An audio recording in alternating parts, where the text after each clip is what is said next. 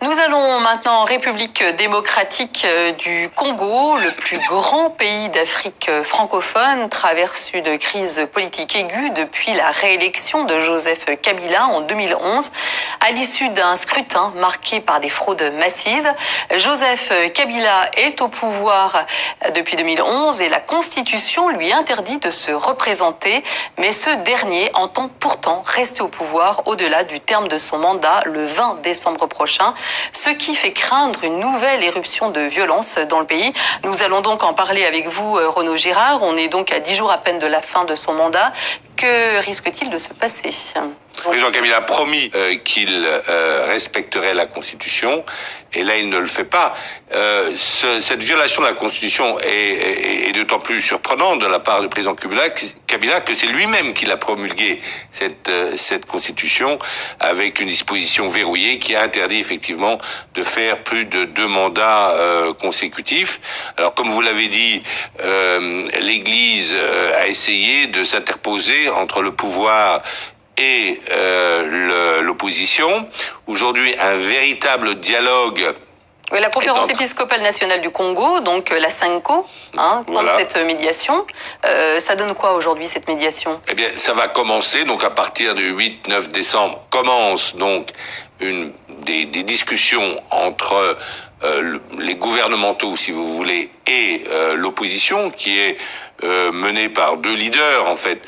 L'un qui est le vieux leader de l'opposition, Étienne Tshisekedi, qui a l'autorisation d'être sur place, et l'autre qui est le jeune leader, qui est un... Parce que Tshisekedi a quand même 83 ans. On imagine mal être le nouveau leader qui est très populaire et qui incarne la relève, le recours, qui est Moïse Katumbi, qui est un entrepreneur de la région de l'Est, de Katanga. Il a été gouverneur de la province pendant 2 mandats, il l'a plutôt bien géré.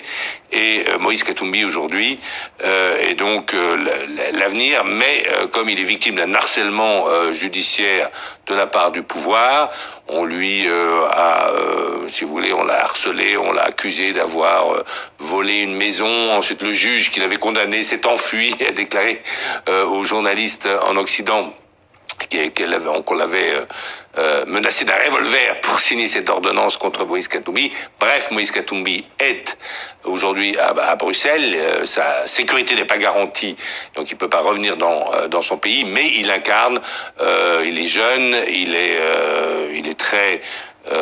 il a une foi chrétienne extrêmement implantée. C'est une personne qui est très construite intellectuellement, qui a très bien réussi dans les affaires. Il a commencé à travailler à 18 ans après une formation chez les Pères Blancs belges. C'est de la consternation parce que la transition n'est pas aménagée par Kabila, si vous voulez. Mais il n'y a eu aucune transition pacifique dans le pays depuis l'indépendance en 1960. Comment ce schéma, en fait, peut-il changer aujourd'hui ? Bien, alors, le dialogue, Kabila a dit qu'il partirait ou qu'il y aurait des élections à partir d'avril 2018. L'opposition ne va pas accepter cela. Elle veut dire, bon, peut-être qu'on peut les retarder, ces élections en 2017, mais d'abord, il faudrait un départ immédiat, c'est-à-dire le 20 décembre, de Kabila, puisqu'il a fini son mandat, un président de transition et des élections qui soient organisées dès 2017. C'est ce que et puis aussi la libération évidemment des opposants politiques et l'arrêt du harcèlement judiciaire et l'arrêt des poursuites notamment contre Moïse Katumbi.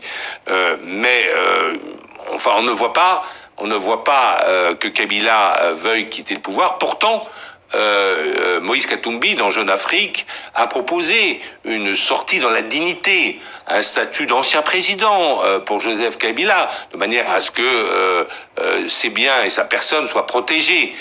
C'est un problème en Afrique, le statut des anciens présidents. Mais rien ne vient. Il y a toute la parentèle, tout l'entourage qui a sans doute beaucoup profité, parce que c'est un pays extrêmement corrompu. C'est dans les 20 derniers pays du classement de Transparency International, la RDC. Tout le pays est à reconstruire, en fait. Tout le pays est à reconstruire. Il n'y a plus d'infrastructures, si vous voulez. Les infrastructures, les routes sont très mauvaises. C'est pour ça que c'est ce pays qui pourrait être une très grande puissance agricole importe, en fait, énormément de nourriture. De ressources. Oui, parce que les produits pourrissent, ne peuvent pas être transportés. Il n'y a pas de Donc l'État n'est pas tenu aujourd'hui. L'État n'est pas tenu. On peut penser aussi à l'électricité. Ce pays a des fleuves immenses, le fleuve Zaïre, et pourrait en fait... le fleuve Inga dans le pays. Voilà, alors il y a un barrage à Inga, effectivement, en aval de Kinshasa, et ce barrage fonctionne à 20% de ses capacités. Il pourrait donner l'électricité à toute l'Afrique noire, à toute l'Afrique en tout cas des Grands Lacs, et aussi... les investisseurs n'en font plus confiance à ce pays puisque les lois et il n'y a pas de stabilité fiscale, il n'y a pas de stabilité juridique, donc les mines sont sous-exploitées et le PIB par tête ne cesse de descendre. Il est par exemple aujourd'hui à moins de $350 par habitant. Alors c'est un pays extrêmement riche, alors qu'un pays qui n'a pas de richesse particulière minière, qui est le Katanga, qui est le Rwanda, qui est juste à côté, a le double à $700 par habitant par an de PIB. Et donc c'est un petit peu la consternation. Espérons que Kabila va comprendre de lui-même. Peut-être il va y avoir un conseil des ministres européens pour imposer des sanctions contre l'appareil sécuritaire de Kabila. Espérons qu'il comprenne et qu'il accepte de ne pas s'accrocher au pouvoir. Merci Renaud Girard pour cet éclairage. Merci beaucoup.